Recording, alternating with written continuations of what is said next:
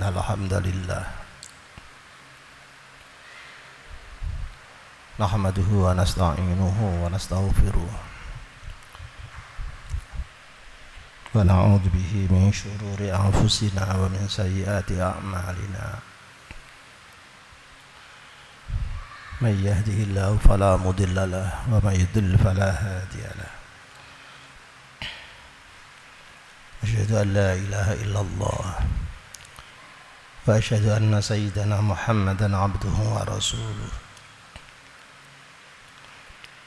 اللهم صل على سيدنا محمد وعلى آل سيدنا محمد وسلم تسليما كثيرا أما بعد فيا أيها المسلمون اتقوا الله تعالى ما استطعتم وقد فاز المتقون أعوذ بالله من الشيطان الرجيم ووصينا الإنسان بوالديه إحسانا حملته أمه كرها ووضعته كرها وحمله وفصاله 30 شهرا حتى إذا بلغ أشده وبلغ 40 سنة قال ربي أوزعني أن أشكر نعمتك التي أنعمت علي وعلى والدي وأن أعمل صالحا ترضاه وأصلح لي في ذريتي إني تبت إليك وإني من المسلمين صدق الله العظيم.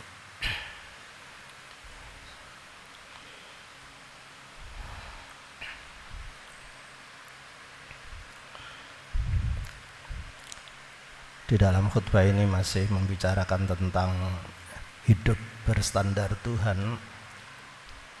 Hidup berstandar Tuhan yang kaitannya dengan hari ini, bulan Syawal ba'dal Aid. Sesungguhnya justru pada bulan begini ini seterusnya kita ini mesti membuktikan atau perilaku kita sedang dimonitor Tuhan. Apakah selama puasa Ramadan sebulan penuh itu ada hasilnya atau tidak? Siang hari kita berpuasa dan malam hari kita beribadah, sholat tarawih, tahajud, sahur dan lain-lain. Tujuannya pasti sudah jelas, la'allakum tattaqun. Dan saat inilah pembuktiannya. Masing-masing kita kerasa kok.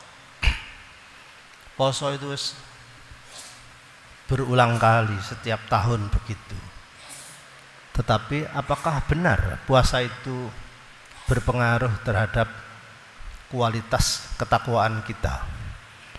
Jawabannya ada di diri masing-masing.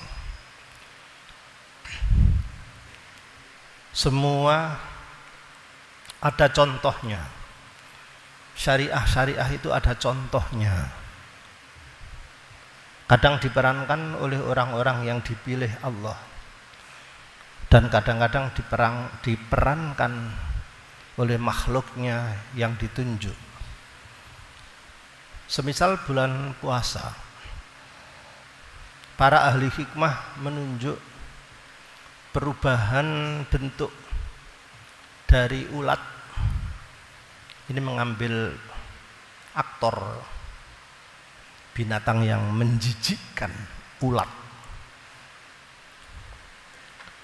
Dia berminat untuk mengubah dirinya, mereformasi dirinya sendiri dari keadaan yang menjijikkan, anak kecil walaupun jijik.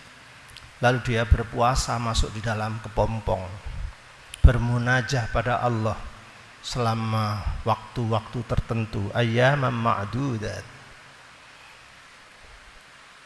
Pada akhirnya ulat di dalam kepompong itu keluar dan sudah berubah bentuk. Desain lama ditinggalkan, menjadi desain baru penampilannya setelah puasa. Bukan lagi menjadi ulat yang menjijikkan, gembuk, menjijikkan, gerumet-gerumet, tapi menjadi seekor kupu-kupu yang cantik. Terserah Tuhan mau dilukis apa warna kupu-kupu itu, yang jelas semuanya cantik. Tidak sekedar mempesona, tidak sekedar berubah tampilan, tapi justru actionnya pun berubah. Dari yang merambat, gerumet-gerumet, menjijikkan, menjadi bisa terbang. Terbang sesuai wilayahnya sendiri. Dari pandangannya yang sempit menjadi pandangan yang luas. Bisa mengerti kehidupan di mana-mana, dan kehidupannya ada di taman-taman yang indah. Yang dulu para gadis, anak kecil itu jijik mendekati. Tapi karena ada reformasi berpuasa seperti itu, justru mereka anak-anak itu senang bermain, berkejar-kejaran di taman yang indah bersama kupu-kupu dan berusaha untuk memegangnya. Untuk itu, bisakah kita ini selama 1 bulan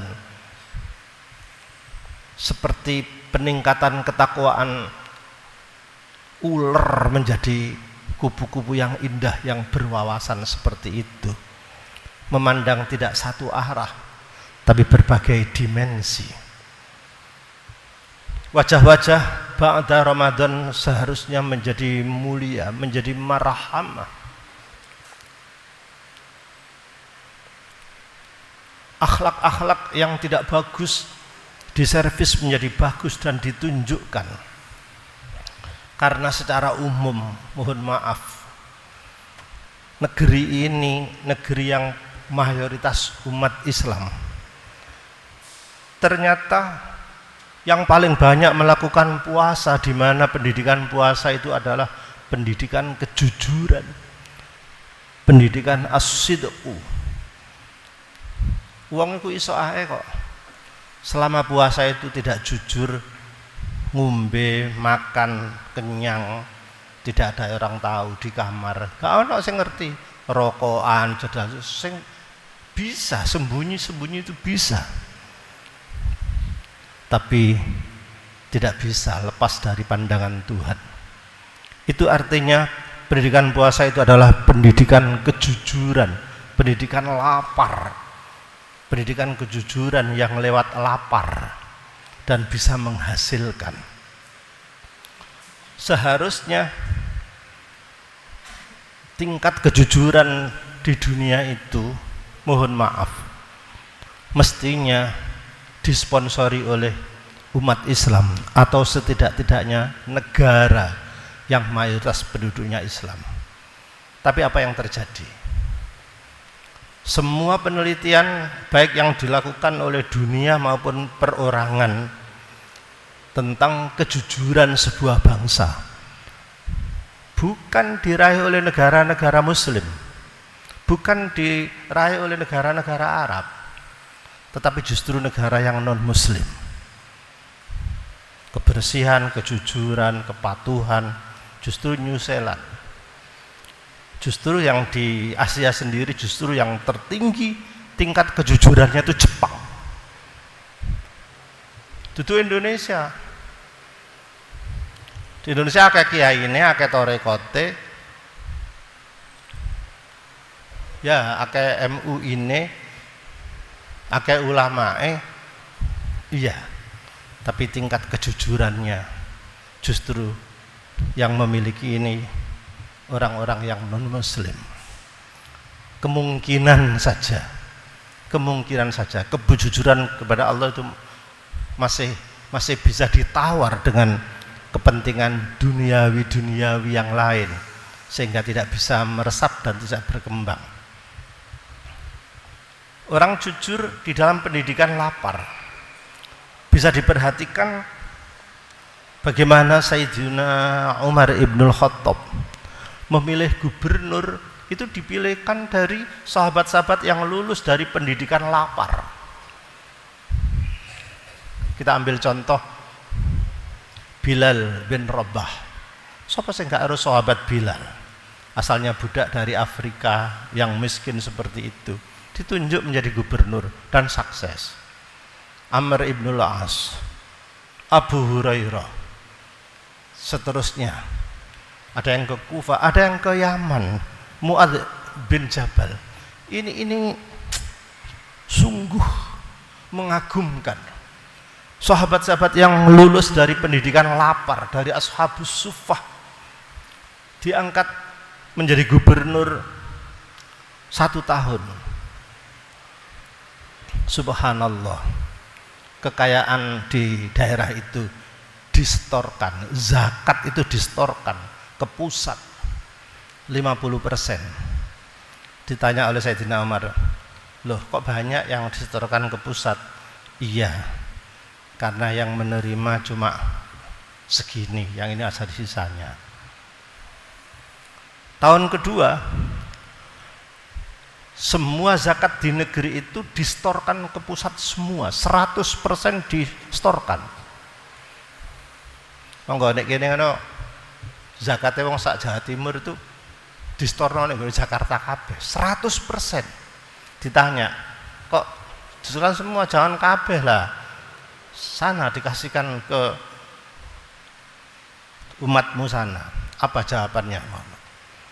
Ya Amirul Mukminin, di daerah saya sudah tidak ada orang yang mau menerima zakat. Mengapa? Karena jujur, bukan karena kaya-kaya, enggak. Dia malu menerima zakat karena dia sudah mampu walaupun tidak kaya. Di Indonesia enggak. Antrian BLT ku waduh wakeh. Sing antri lho gelange emas gede-gede.